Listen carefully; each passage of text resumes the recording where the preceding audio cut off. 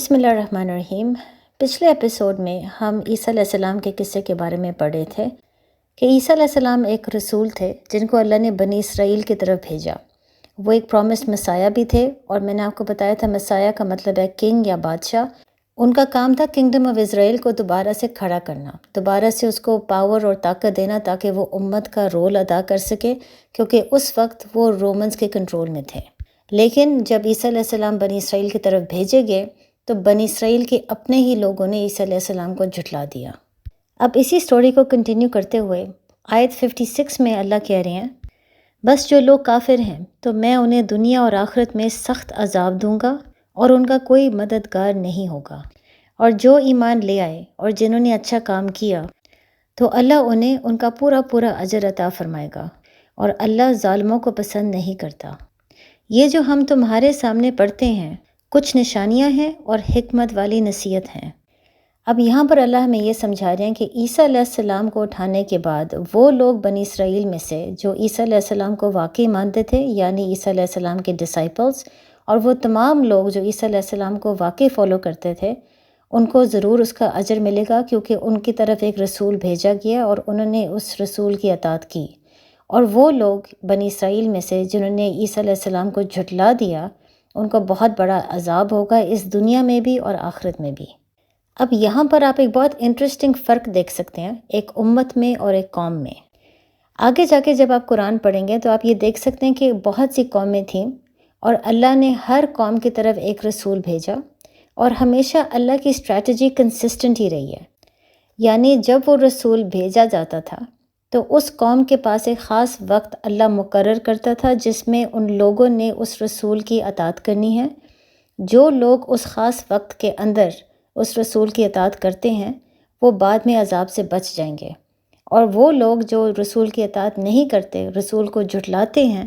وہ اس خاص وقت جو اللہ نے مقرر کر دیا تھا اس کے بعد عذاب میں ختم ہو جاتے ہیں۔ اب یہی اللہ کی اسٹریٹجی قوم عاد، قوم تمود، لوط علیہ السلام کے قوم کے ساتھ، ان تمام قوموں کے ساتھ یہی اللہ کی اسٹریٹجی دیکھ سکتے ہیں۔ بلکہ جب موسیٰ علیہ السلام بھی آئے تو موسیٰ علیہ السلام رسول بن کے فرعون کی قوم یعنی ایجپٹ کی قوم میں بھیجے گئے۔ وہاں پہ جا کے انہوں نے دین کی دعوت دینی تھی، اور اللہ نے ایک خاص وقت مقرر کر دیا تھا فرعون کی قوم کے لیے۔ جب وہ وقت ختم ہو گیا تو وہ لوگ جنہوں نے موسیٰ علیہ السلام کی اطاعت کی، وہ تمام لوگ یعنی بنی اسرائیل اللہ کے عذاب سے بچ گئے، اور فرعون کی قوم جنہوں نے موسیٰ علیہ السلام کو جھٹلا دیا وہ تمام لوگ غرق ہو گئے۔ لہٰذا اللہ کی اسٹریٹجی ہر قوم کے ساتھ ایسی ہی رہی ہے۔ لیکن اللہ نے جب عیسیٰ علیہ السلام کو بھیجا تو یہاں پر آپ ایک فرق دیکھ سکتے ہیں۔ عیسیٰ علیہ السلام ایک رسول تھے جن کو اللہ نے ایک قوم کی طرف نہیں بھیجا بلکہ ایک امت کی طرف بھیجا، یعنی بنی اسرائیل۔ اب امت اور بنی اسرائیل پہلے سے مسلمان تھے، ان کی طرف اللہ نے بہت سے نبی بھیجے تھے، لیکن عیسیٰ علیہ السلام کو بھیجنے کا مقصد یہ تھا کہ تب تک امت بنی اسرائیل نے اللہ کے پیغام میں بہت سی تبدیلی لانے کی کوشش کی تھی۔ خاص طور پہ جتنی بھی یہودی پریسٹ تھے، انہوں نے اپنے پرسنل فائدے کے لیے اللہ کی کتاب کو کافی حد تک تبدیل کیا۔ مثلاً ہم نے سورہ بقرہ سیریز میں سود کے بارے میں پڑھا تھا کہ جیسے سود امت محمد صلی اللہ علیہ وسلم کے لیے حرام ہے، اسی طرح امت آف بنی اسرائیل کے لیے بھی سود حرام تھا۔ لیکن جتنے بھی یہودی پریسٹ تھے انہوں نے اپنے فائدے کے لیے اللہ کی کتاب میں تبدیلی لا کر سود کو حلال کر دیا، کیونکہ سود پیسہ کمانے کا بہت آسان ذریعہ تھا۔ تو انہوں نے یہ کہنا شروع کر دیا کہ آپ کسی اور یہودی سے سود نہیں لے سکتے، لیکن آپ ایک نان یہودی سے سود بالکل لے سکتے ہو، وہ بالکل حلال ہے۔ بلکہ یہی وجہ تھی جو میں نے آپ کو پچھلے ایپیسوڈ میں بھی بات سمجھائی تھی کہ عیسیٰ علیہ السلام جب آئے تھے تو انہوں نے یہودی پریسٹ کو کافی زیادہ ڈانٹا بھی تھا اس بات پہ کہ انہوں نے اللہ کے پیغام کو تبدیل کرنے کی کوشش کی ہے۔ یہی وجہ تھی کہ یہودی پریسٹ عیسیٰ علیہ السلام کو ماننے سے انکار کر رہے تھے۔ اب جب اللہ نے ایک رسول بھیج دیا ہے تو اللہ کی اسٹریٹجی کے مطابق ایک وقت مقرر ہونا چاہیے، اور جب وہ وقت ختم ہوگا تو جن لوگوں نے اس رسول کی اطاعت کی وہ عذاب سے بچ جائیں گے، اور جن لوگوں نے رسول کی اطاعت نہیں کی وہ عذاب میں غرق ہو جائیں گے۔ لیکن یہاں پر آپ اللہ کی اسٹریٹجی میں ایک فرق دیکھ سکتے ہیں، کیونکہ عیسیٰ علیہ السلام بنی اسرائیل کی قوم کی طرف بھیجے گئے، لہٰذا وہ تمام بنی اسرائیل، تمام یہودی جنہوں نے عیسیٰ علیہ السلام کو جھٹلایا، اللہ نے ان کو ایک عذاب ضرور بھیجا، لیکن وہ عذاب ایک زلزلے کے ذریعے نہیں تھی، فلڈ کے ذریعے نہیں تھی، کوئی ایسی نیچرل کلیمٹی نہیں تھی جیسے کہ اللہ نے پچھلے قوموں کی طرف بھیجا، بلکہ جتنے بھی یہودی تھے ان کے اوپر جو عذاب آیا وہ ٹائٹس کے ذریعے آیا۔ ٹائٹس ایک رومن کمانڈر ان چیف تھا جس کو رومن ایمپرر نے یہودیوں کی طرف بھیجا تھا، یہ کہتے ہوئے کہ بہت سے یہودی ہیں جو رومن ایمپرر کے خلاف بولنا شروع ہو گئے۔ خاص طور پہ عیسیٰ علیہ السلام کے اٹھانے کے بعد بہت سے یہودی تھے جو رومن گورنرز کے خلاف بھی جانا شروع ہو گئے، لہٰذا رومن ایمپرر نے ٹائٹس کو ان کی طرف بھیجا ایک پوری فوج کے ساتھ کہ ان کے اوپر سختی کرنا ضروری ہے، ان کو سبق سکھانا ضروری ہے۔ لہٰذا جب ٹائٹس آیا تو اس نے 11 لاکھ یہودیوں کو قتل کیا اور تقریباً 90,000 یہودیوں کو واپس لے گیا غلام بنا کر۔ اب ہسٹری بکس میں یہ تمام چیزیں لکھی ہوئی ہے، لیکن حیرانگی کی یہ بات ہے کہ جہاں پر بہت سے یہودی تھے جن کو قتل کیا گیا اور بہت سے یہودی تھے جن کو غلام بنا دیا گیا، ان میں عیسائی کوئی بھی نہیں تھا۔ یعنی جو عیسیٰ علیہ السلام کے ڈسائپلز تھے، وہ لوگ جو عیسیٰ علیہ السلام کو مانتے تھے، وہ اس عذاب سے بچ گئے۔ اور وہ کیسے؟ وہ ایسے کہ عیسیٰ علیہ السلام نے اپنی زندگی میں ان کو پہلے سے خبردار کر دیا تھا کہ ایک عذاب ہے جو اللہ کی طرف سے آئے گا، اور عیسیٰ علیہ السلام نے ساتھ اس کی خاص نشانیاں بھی بتا دی تھیں کہ جب یہ نشانیاں آنا شروع ہو جائیں تو آپ خبردار ہو جاؤ کہ ایک عذاب آ رہا ہے، لہٰذا اس زمین کو چھوڑ کے بھاگ جاؤ۔ تو جتنے بھی عیسائی تھے جو عیسیٰ علیہ السلام کو مانتے تھے، جب انہوں نے وہ نشانیاں دیکھی، ان کو سمجھ آ گئی کہ عذاب آنے والا ہے، وہ زمین سے بھاگ گئے۔ لیکن جو یہودی تھے جو عیسیٰ علیہ السلام کو نہیں مانتے تھے، وہ آگے سے ادھر ہی زمین پہ رہے، لہٰذا جب ٹائٹس اور اس کی پوری فوج آئی تو اس کا پورا عذاب یہودیوں کے اوپر ہوا، عیسائیوں پہ نہیں ہوا۔ لہٰذا یہاں پر آپ اللہ کی وہی اسٹریٹجی ضرور دیکھ سکتے ہیں کہ جن لوگوں نے رسول کی اطاعت کی وہ عذاب سے بچ گئے، اور جن لوگوں نے رسول کی اطاعت نہیں کی وہ عذاب میں غرق ہو گئے۔ لیکن یہاں پر ایک فرق ہے، تمام یہودی اس دن غرق نہیں ہوئے۔ یعنی چاہے 11 لاکھ یہودیوں کو ٹائٹس نے قتل کر دیا، پھر بھی تقریباً 90,000 یہودی تھے جن کو وہ واپس غلام بنا کر لے گیا، اور کچھ ایسے بھی یہودی تھے جو اس وقت ٹائٹس کے عذاب سے بھاگ گئے۔ لہٰذا یہاں پر آپ یہ نہیں دیکھ سکتے کہ جتنے لوگوں نے عیسیٰ علیہ السلام کو جھٹلایا وہ تمام لوگ غرق ہو گئے۔ یہاں پر آپ اللہ کی اسٹریٹجی میں ایک فرق دیکھ سکتے ہیں، بلکہ حدیث کے مطابق تمام یہودی واقعی عذاب کو فیس کریں گے کیونکہ انہوں نے عیسیٰ علیہ السلام کو جھٹلایا، لیکن وہ عذاب اس وقت نہیں آئے گا۔ وہ عذاب ان کے اوپر آئے گا جب عیسیٰ علیہ السلام اس دنیا میں دوبارہ آئیں گے۔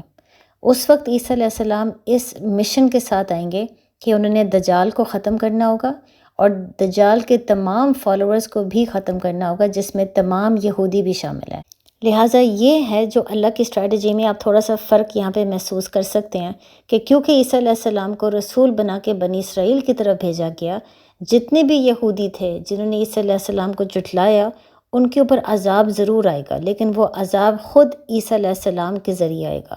یعنی جس مسیح کو انہوں نے جھٹلایا اسی مسیح کے ذریعے ان کا عذاب آئے گا۔ لیکن اس کے ساتھ ہم یہ بھی سوال پوچھ سکتے ہیں کہ جتنی قومیں تھیں ان قوموں کو اللہ نے ایک خاص وقت مقرر کیا تھا، لیکن امت بنی اسرائیل یعنی جتنے بھی یہودی ہیں ان کے پاس تو ابھی بھی ٹائم ہے، ابھی بھی وہ زندہ ہے، ان کے پاس ابھی بھی وقت ہے کہ وہ توبہ کر سکتے ہیں۔ تو اللہ نے یہ کیوں کیا کہ قوموں کو ایک خاص تھوڑا سا عرصہ دیا، لیکن امت بنی اسرائیل کو اتنا لمبا عرصہ دے دیا کہ جب تک عیسیٰ علیہ السلام واپس نہیں آئیں گے ان کے پاس ابھی بھی وقت ہے کہ وہ مسلمان بن سکتے ہیں، کہ وہ توبہ کریں، وہ عیسیٰ علیہ السلام کو مانیں، اور اب کیونکہ ایک نیا رسول اللہ نے بھیج دیا ہے تو وہ اس رسول کو بھی مانیں۔ اللہ نے اتنا زیادہ ایکسٹرا بینیفٹ اس امت کو کیوں دے دیا جو اللہ نے پچھلے قوموں کو نہیں دیا؟ اس کے لیے آپ کو امت اور قوم کے بیچ میں جو فرق ہے وہ جاننا بہت ضروری ہے۔ قوم وہ ہے جس کی طرف اللہ نے ایک رسول بھیجا اور ان کا کام یہ تھا اس رسول کی اطاعت کرنا، لیکن وہ کیونکہ قوم تھے وہ امت نہیں تھے، ان کا کام لیڈر بننا نہیں تھا، ان کا کام یہ نہیں تھا کہ وہ اپنے قوم سے باہر بھی جا کے لوگوں کو دین کی دعوت دے، ان کا کام صرف یہ تھا کہ اپنے قوم کے اندر رہتے ہوئے توحید کو امپلیمنٹ کرے اور جو رسول ان کی طرف بھیجا گیا اس رسول کی اطاعت کرے۔ یہی آپ دیکھ سکتے ہیں قوم عاد، قوم تمود، لوط علیہ السلام کی جو قوم تھی، ان سب کو یہی اللہ نے حکم دیا تھا۔ لیکن امت کا ایک ایڈڈ رسپانسبلٹی ہوتی ہے، اور وہ یہ ہے کہ امت ایک قوم ہے، لیکن قوم سے بڑھ کر امت ایک لیڈر بھی ہے۔ یعنی امت بنی اسرائیل کا کام صرف یہ نہیں تھا کہ وہ توحید کو امپلیمنٹ کرے اور اپنے رسول کی اطاعت کرے، اس سے زیادہ ان کا یہ بھی کام تھا کہ وہ لیڈر بنیں، کہ وہ پوری دنیا میں دین کی دعوت دیں، لوگوں کو اسلام کی طرف لے کر آئیں۔ اب ظاہر ہے کیونکہ امت ہونے کے ناطے ان کے اوپر رسپانسبلٹی زیادہ تھی، اس لیے اللہ نے ان کو بینیفٹ بھی زیادہ دے دیا، اور ان کا بینیفٹ جو زیادہ ہے وہ یہ ہے کہ وہ ابھی تک زندہ ہیں، ان کے پاس ابھی بھی توبہ کرنے کے لیے ٹائم ہے، وہ ابھی بھی سیدھے راستے پہ آ سکتے ہیں۔ یہی وجہ ہے کہ اس وقت تمام یہودی قتل نہیں ہوئے، چاہے وہ اس وقت عیسیٰ علیہ السلام کو جھٹلا رہے تھے۔ ان کے پاس ابھی بھی وقت ہے، توبہ کے دروازے کھلے ہیں، عیسیٰ علیہ السلام کے آنے سے پہلے وہ توبہ کر کے دین کے راستے پہ آ سکتے ہیں۔ اس کے علاوہ آپ اس آیت میں بھی دیکھ سکتے ہیں کہ اللہ وعدہ کرے کہ جن لوگوں نے اللہ کے پیغام کو جھٹلا دیا، ان کے پاس دنیا میں بھی اور آخرت میں بھی بہت سی مشکلات ہوں گی، اور جنہوں نے اللہ کے دین کو اور اللہ کے رسول کو مانا، وہ دنیا اور آخرت میں کامیاب ہوں گے۔ اور یہی چیز بلکہ آپ ہسٹری میں دیکھ سکتے ہیں کہ جو یہودی ٹائٹس کے عذاب سے بچ کے تھے، وہ پھر پوری دنیا میں پھیل گئے، اور یہودیوں کے پاس اپنی کوئی زمین نہیں تھی، اپنی کوئی پہچان نہیں تھی، انہوں نے بہت سے مشکلات دیکھے، لیکن عیسائی جو عیسیٰ علیہ السلام کو مانتے تھے، وہ بعد میں عیسیٰ علیہ السلام کے پیغام کو پھیلانے میں اتنے کامیاب ہو گئے کہ 4th سینچری میں رومن ایمپرر، جس کا نام اس وقت کانسٹنٹین تھا، اس نے بھی کرسچینٹی کو قبول کیا اور عیسیٰ علیہ السلام پر ایمان لے آیا۔ لیکن اس کا یہ نہیں مطلب کہ وہ لوگ جنہوں نے عیسیٰ علیہ السلام کے پیغام کو تبدیل کر کے ڈاکٹرائن آف ٹرینٹی کو انٹروڈیوس کیا،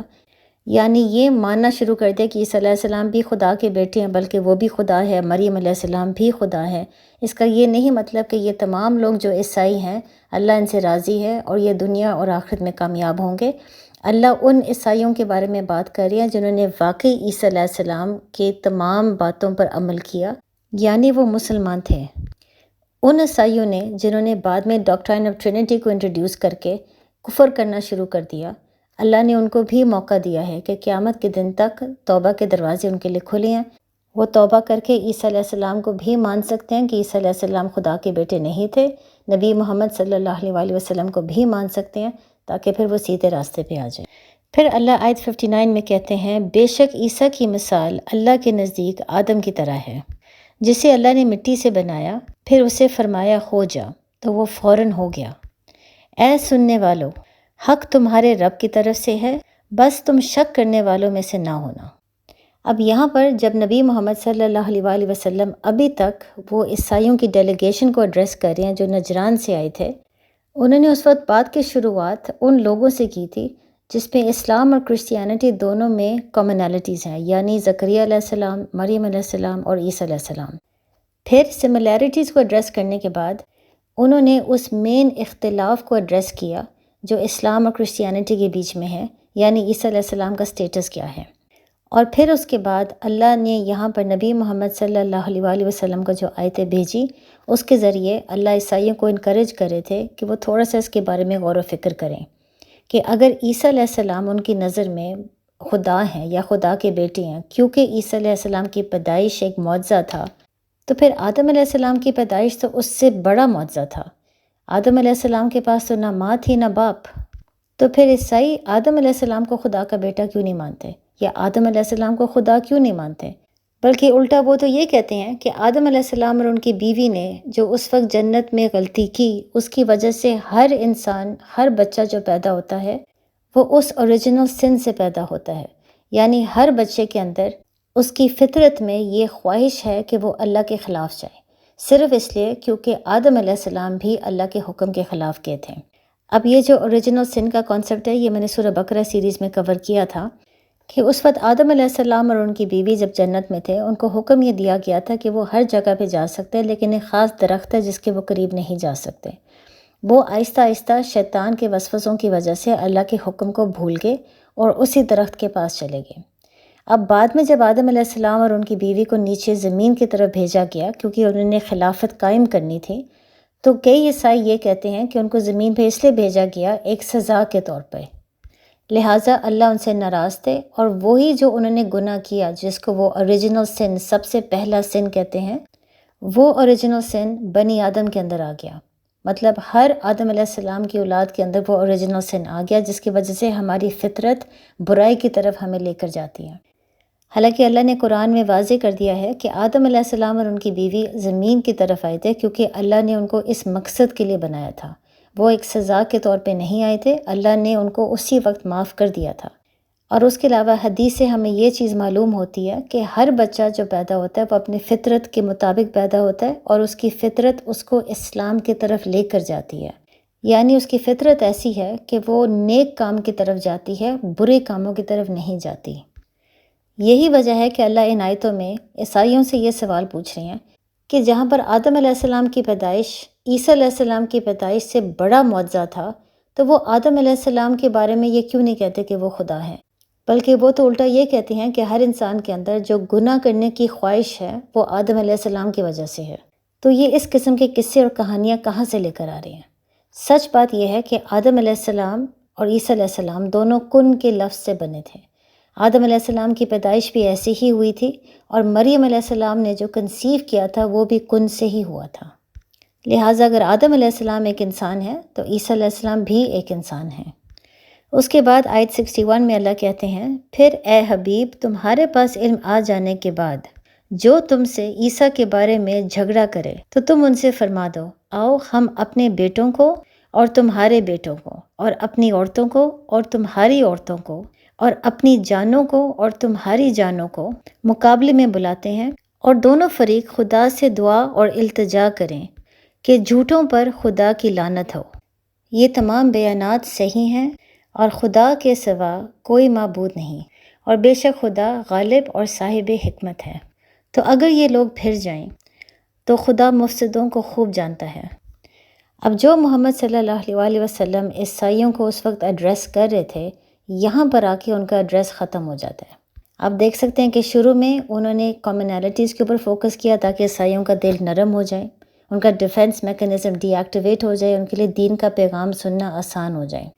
پھر کامنالٹیز کو ڈسکس کرنے کے بعد نبی نے اس خاص چیز کے بارے میں بات کی جو مسلمان اور عیسائیوں کے بیچ میں فرق ہے، یعنی عیسیٰ علیہ السلام کا سٹیٹس۔ پھر انہوں نے ساتھ غور و فکر کرنے کے لیے عیسیٰ علیہ السلام اور آدم علیہ السلام کے بیچ میں بھی ایک کمپیریسن دے دیا،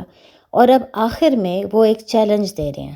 اور وہ چیلنج یہ ہے کہ مسلمانوں کو اور عیسائیوں کو کہا جا رہا ہے کہ ہم دونوں مل کے اپنی عورتوں کو، بیٹوں کو، سب کو بلا کے دونوں مل کے اللہ سے خوب دعا مانگتے ہیں کہ اللہ ہم دونوں میں سے جو بھی عیسیٰ علیہ السلام کے بارے میں جھوٹ بول رہا ہے اس پر آپ کی لعنت ہو۔ اب ظاہر ہے ایسی بات سن کے جو عیسائیوں کی ڈیلیگیشن آئی ہوئی تھی، انہوں نے یہ بات سنتے ساتھ فوراً اٹھ کے چلے گئے، انہوں نے یہ چیلنج قبول نہیں کیا، کیونکہ وہ بھی دل میں جانتے تھے کہ جو بھی نبی بات کریں عیسیٰ علیہ السلام کے بارے میں وہی سچ ہے۔ وہ خود جانتے تھے کہ عیسیٰ علیہ السلام نے کبھی بھی بائبل میں اس چیز کا ذکر نہیں کیا کہ وہ خدا ہیں یا وہ خدا کے بیٹے ہیں۔ یہاں سے آپ کو ایک اور بہت خوبصورت چیز سمجھ آتی ہے کہ جب بھی آپ مسلمانوں کو یا کوئی غیر مسلمانوں کو بھی ایڈریس کر رہے ہیں، تو جہاں پر آپ شروع میں کامنالٹیز پہ فوکس کرتے ہیں اور پھر آخر میں ڈفرینسز جو اختلاف ہے اس پہ فوکس کرتے ہیں، آخر میں جو بھی مسلمان بات کرے وہ بہت سخت قسم کی بات ہونی چاہیے، جس کے ذریعے کافروں کو یا تمام جو آڈینس بیٹھی ہوئی ان کو یہ سمجھ آ جائے کہ مسلمان کا عقیدہ کتنا اسٹرانگ ہے، کہ مسلمان کو کتنا زیادہ یقین ہے اپنی باتوں پہ، اس حد تک کہ وہ اس قسم کا چیلنج بھی دینے کے لیے تیار ہے۔ یعنی ایک مسلمان کا اپولوجیٹک سٹانس نہیں ہونا چاہیے جب وہ غیر مسلم سے بات کرے۔ شروع میں ہمیشہ نرمی سے بات کرے، پھر اختلاف کو بھی ایڈریس کرے، اور پھر آخر میں جو بھی وہ بات کہتا ہے وہ بہت زبردست اور عقیدہ کے متعلق کوئی بات ہونی چاہیے، کیونکہ جو بھی آڈینس ممبر وہاں سے اٹھ کے جائے گا اس کے دل میں ہمیشہ جو آخری بات کہی گئی تھی وہ اس کے دل میں رہے گی۔ لہٰذا آخری بات ہمیشہ عقیدے کے بارے میں ہونی چاہیے، جس سے مسلمان کا کنوکشن، اس کا یقین ظاہر ہونا چاہیے۔ پھر آیت 64 میں اللہ کہتے ہیں، اے حبیب تم فرما دو کہ اے اہل کتاب، ایسے کلمہ کی طرف آؤ جو ہمارے اور تمہارے درمیان برابر ہے، اور وہ یہ ہے کہ ہم اللہ کے سوا کسی اور کی عبادت نہیں کریں گے اور کسی کو اس کا شریک نہیں ٹھہرائیں گے، اور ہم میں سے کوئی ایک اللہ کے سوا کسی دوسرے کو رب نہیں بنائیں گے۔ پھر بھی اگر وہ منہ پھیر لیتے ہیں تو اے مسلمانوں تم کہہ دو، تم گواہ رہو کہ ہم سچے مسلمان ہیں۔ اب یہاں پر اس آیت میں اللہ وہی بات کہہ رہے ہیں جو اللہ نے سورہ بقرہ آیتیں 124 سے 141 میں کی تھیں، جس میں اللہ خاص ابراہیم علیہ السلام کا ذکر کر رہے تھے کہ ابراہیم علیہ السلام توحید پر تھے، وہ ایک ہی خدا کی عبادت کرتے تھے، اور یہی وہ چیز ہے جو تینوں ابراہیمک فیتھس یعنی اسلام، کرسچینٹی، جوڈیزم، ان تینوں کو اکٹھا رکھتا ہے۔ اسی لیے ان تینوں مذہب کو ابراہیمک فیتھس کہتے ہیں۔ بلکہ ہم اس سے یہ بھی دیکھ سکتے ہیں کہ اللہ نے قرآن کے شروع میں ہی سورہ بقرہ، سورہ آل عمران میں جو اتنا زیادہ امت اور محمد صلی اللہ علیہ وآلہ وسلم کے ساتھ ساتھ امت اور بنی اسرائیل کا ذکر کیا ہے، اس سے صاف یہ چیز ظاہر ہوتی ہے کہ مسلمان کا کام ہے اسلام کو پھیلانا، لیکن خاص طور پہ یہودی اور عیسائی جن کے بزرگ پچھلی امت تھے، وہ بلکہ پچھلے مسلمان تھے، ان کو بار بار خبردار کرنا ہمارا کام ہے۔ اسی لیے اللہ قرآن کے شروع میں ہی امت و محمد لیکن ساتھ ساتھ اہل کتاب کا بار بار ذکر کرتے ہیں۔ لہٰذا آپ یہ دیکھ سکتے ہیں کہ جیسے نبی محمد صلی اللہ علیہ وآلہ وسلم نے عیسائیوں کی ڈیلیگیشن سے جب بات کی تو انہوں نے سب سے پہلے کامنالٹیز کے اوپر فوکس کیا۔ کامنالٹیز کیا تھے؟ مریم علیہ السلام، زکریا علیہ السلام، عیسیٰ علیہ السلام۔ اسی طرح یہاں پر اب اللہ وہی اسٹریٹجی اپنا رہے ہیں اور مسلمانوں کو سمجھا رہے ہیں کہ اہل کتاب کو یہ بات سمجھا دیں کہ آپ تینوں کے بیچ میں جو کامنالٹیز ہیں فی الحال ان کے اوپر فوکس کریں، اور وہ کیا ہے کہ آپ تینوں ابراہیم علیہ السلام کو مانتے ہیں۔ ابراہیم علیہ السلام وہ تھے جو صرف ایک خدا کی عبادت کرتے تھے، وہ صرف توحید پر تھے، شرک کے خلاف تھے، اور یہی چیز ان تینوں مذہب میں ایک جیسی ہے جن کو ہم ابراہیمک فیتھس کہتے ہیں۔ اور وہ تینوں مذہب میں یہ بھی چیز کامن ہے کہ وہ کسی ایک انسان کو یا کسی گروہ کو خدا کا سٹیٹس نہیں دیں گے۔ اب ظاہر ہے جب آپ بات اہل کتاب سے کرتے ہوئے کامنالٹیز کے اوپر فوکس کریں گے تو ان کا دل نرم ہوگا اور ان کے لیے دین کا پیغام سننا آسان ہو جائے گا۔ لیکن ساتھ ہم یہاں پر ایک سوال پوچھ سکتے ہیں کہ اللہ نے جو یہ تینوں ابراہیمک فیتھس کو اکٹھا کر دیا اور اس بات پہ اکٹھا کیا ہے کہ تینوں میں شرک نہیں ہوتا، صرف توحید پر عمل کیا جاتا ہے، تو یہودی میں تو بات سمجھ آتی ہے، لیکن عیسائی یہ بات کیوں مانیں گے؟ عیسائی تو خود یہ کہتے ہیں کہ عیسیٰ علیہ السلام بھی خدا کے بیٹے ہیں، بلکہ وہ بھی خدا ہیں، تو وہ تو شرک کر رہے ہیں، وہ تو بلکہ ابراہیم علیہ السلام کی باتوں پر تو عمل ہی نہیں کر رہے۔ لہٰذا یہ بات سنتے ہوئے یہودی تو شاید پھر بھی مان جائے گا، عیسائی کیوں مانے گا؟ بلکہ عیسائیوں میں تو ہم یہ بھی دیکھ سکتے ہیں کہ کیتھولک چرچ میں جو پوپ ہوتا ہے ان کا، اس کو بھی خدا کا درجہ دیا جاتا ہے، وہ جیسے چاہے بائبل میں تبدیلی لا سکتا ہے، اور تمام عیسائی آنکھیں بند کر کے اس پر عمل کرتے ہیں۔ تو پھر کیا یہ شرک نہیں ہے؟ اس کے جواب میں آپ یہ سمجھ لیں کہ جب کرسچینٹی پھیل رہی تھی تو کرسچینٹی کے اندر بھی بہت زیادہ گروہ بننا شروع ہو گئے تھے، اور ان میں سے کچھ ایسے گروہ تھے جو کیتھولک چرچ یعنی پوپ کو نہیں مانتے تھے، اس کو خدا کا سٹیٹس نہیں دیتے تھے، اور ساتھ کچھ ایسے بھی لوگ تھے جو عیسیٰ علیہ السلام کو صرف ایک رسول مانتے تھے، ایک مسیح مانتے تھے، اس کے علاوہ وہ خدا کا بیٹا یا ان کو خدا نہیں مانتے تھے۔ بلکہ اس میں سے ایک ایسا گروہ ہے جس کا نام ہے نسٹورین کرسچینز۔ نسٹورین کرسچینز زیادہ تر مڈل ایسٹ میں تھے، یعنی عرب کے ریجن میں تھے، اور نسٹورین کرسچینز ہمیشہ اسی چیز پر یقین رکھتے تھے کہ مریم علیہ السلام عیسیٰ علیہ السلام کی والدہ تھی، وہ خدا نہیں تھی، نہ وہ خدا کی ماں تھی، اور عیسیٰ علیہ السلام بھی خدا نہیں تھے، نہ ہی وہ خدا کے بیٹے تھے۔ بلکہ ورقہ بن نوفل جو حضرت ختیجہ رضی اللہ تعالیٰ عنہا کے کزن تھے، وہ بھی نسٹورین کرسچین تھے۔ بلکہ یہی وجہ ہے کہ جیسے انہوں نے نبی کا پیغام سنا تو وہ فوراً ایمان لے آئے اور انہوں نے اسلام کو قبول کر لیا، کیونکہ وہ بھی جانتے تھے کہ عیسیٰ علیہ السلام کا پیغام بالکل وہی تھا جو نبی محمد صلی اللہ علیہ وآلہ وسلم کا پیغام ہے۔ عیسیٰ علیہ السلام بھی ہمیشہ ایک ہی خدا کی عبادت کے بارے میں بات کرتے تھے، اور انہوں نے کبھی بھی یہ نہیں کہا کہ وہ خدا کے بیٹے ہیں یا وہ بھی خدا ہیں۔ بلکہ ایبیسینیا کا جو کنگ تھا جس کا نام تھا نجاشی، وہ بھی نسٹورین کرسچین تھا، اور یہی وجہ ہے کہ اس نے بھی بعد میں اسلام کو بہت آسانی سے قبول کر لیا، کیونکہ وہ بھی جانتا تھا کہ عیسیٰ علیہ السلام نے جو باتیں بتائی ہیں یہ وہی باتیں ہیں جو نبی بتا رہے ہیں۔ لہٰذا اس آیت میں جب اللہ اسلام، کرسچینٹی، جوڈیزم ان تینوں کو اکٹھا کر کے ان کو سمجھا رہے ہیں کہ یہ تینوں ابراہیمک فیتھس ہیں، ان تینوں کی کامنالٹی ایک ہی، اور وہ یہ ہے کہ وہ توحید پر ہیں، تو اللہ خاص طور پہ نسٹورین کرسچینز اور اس قسم کے جو گروہ ہیں ان کے بارے میں بات کر رہے ہیں جو واقعی عیسیٰ علیہ السلام کو خدا کا بیٹا یا خدا نہیں مانتے تھے اور صرف ایک ہی خدا کی عبادت کرتے تھے۔ بلکہ اس میں اللہ ہمیں یہ بھی بات سمجھا رہے ہیں کہ یہ جو بھی لیبلز لوگوں نے دے دی ہیں، کرسچینٹی، جوڈیزم، یہ صرف نام ہے، یہ لیبلز ہیں۔ یہ لیبلز ان کے نبیوں نے یا ان کے رسولوں نے نہیں انٹروڈیوس کیا۔ یہی وجہ ہے کہ بائبل میں کرسچینٹی یا کرسچینز کا لفظ ہی نہیں ہے۔ یہی وجہ ہے کہ ہیبرو بائبل یا اولڈ ٹیسٹمنٹ میں یہودی یا جوز کا لفظ نہیں ہے، اور یہ بات میں نے سورہ بقرہ سیریز میں بھی سمجھایا تھا کہ جو لفظ ہے کرسچین، اس کا صرف یہ مطلب ہے کہ جو انسان عیسیٰ علیہ السلام کو مانتا ہے ایز جیزس کرائسٹ۔ اسی طرح جوز یا یہودی یہود کے لفظ سے آتا ہے جو یعقوب علیہ السلام کے بیٹے تھے۔ لہٰذا کیونکہ یہ جو لیبلز ہے کرسچینٹی یا جوڈیزم، جو یا کرسچین، کیونکہ ان کا کوئی تعلق اللہ سے نہیں ہے، ایمان پہ نہیں ہے، لہٰذا ان کا کوئی خاص اہمیت ہیبرو بائبل یا بائبل میں بھی نہیں ہے۔ جو خاص لفظ ہے جو ہمیشہ سے استعمال ہوا ہے وہ ہے اسلام یا مسلمان، کیونکہ اس کا مطلب ہے جھک جانا، اس کا مطلب ہے سبمٹ کرنا۔ لہٰذا جتنے بھی رسول آئے تھے وہ تمام رسول مسلمان تھے، اور جتنے لوگوں نے ان رسولوں کی اطاعت کی وہ تمام لوگ مسلمان تھے۔ اب یہاں پر ہم اس سیشن کو ختم کرتے ہیں، لیکن ہمارے لیے بھی بہت زیادہ اس چیز پہ غور و فکر کرنا ضروری ہے۔ یہ صرف ایک ایسا پیغام نہیں ہے جو یہودی اور عیسائیوں کے لیے، یہ ایک ایسا پیغام ہے جو ہمارے لیے بھی ہے کہ جب ہم اپنے آپ کو مسلمان کہتے ہیں تو کیا ہمیں اس وقت سمجھ ہے کہ ہم اپنے آپ کو کیا رہے ہیں؟ کیا ہمیں سمجھ ہے کہ مسلمان ہونے کا مطلب کیا ہے؟ کیا ہم واقعی مسلمان ہیں جو اللہ کے تمام خواہشات پر عمل کرنے کی کوشش کرتے ہیں، اللہ کو راضی کرنے کی کوشش کرتے ہیں، ہمیشہ اللہ کی راہ میں جہاد کرنے کی کوشش کر رہے ہیں؟ یا کیا یہ ایک لیبل ہے جو ہم نے اپنے آپ کو دے دیا؟